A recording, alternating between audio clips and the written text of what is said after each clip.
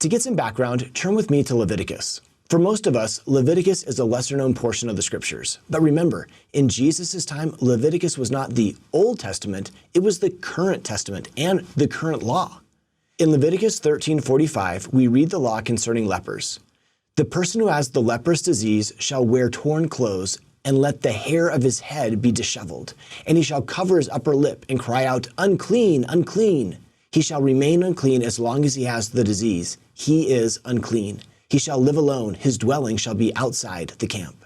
According to the law at the time of Jesus, if you had leprosy, you must wear clothes designating to others that you have it. If someone approaches you, you must shout out that you are a leper.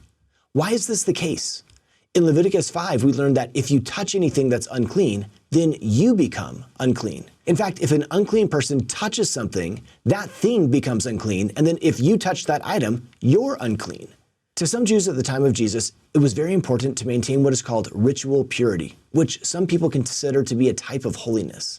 If you touched a leper, or even something he had touched, then you would become ritually impure and have to go through a series of washings or other steps to become ritually pure again.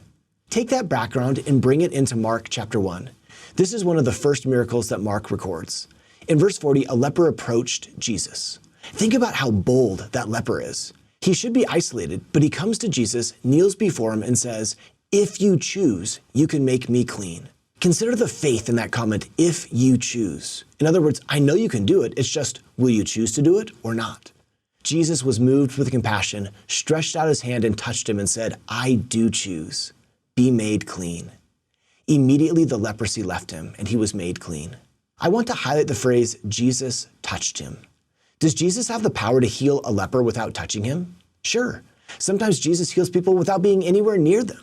But with the background we just saw from Leviticus, can you see the power in Jesus' touch? Here's an individual and no one has touched him for weeks or maybe months or years. How would you feel if you were this leper? What does it mean to have Jesus touch you?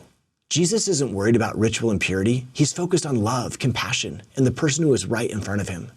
To me, the phrase, Jesus touched him, is a reminder that Christ isn't afraid to enter the messiness of our lives. He will reach in with healing. To see more videos like this one, simply search Seeking Jesus.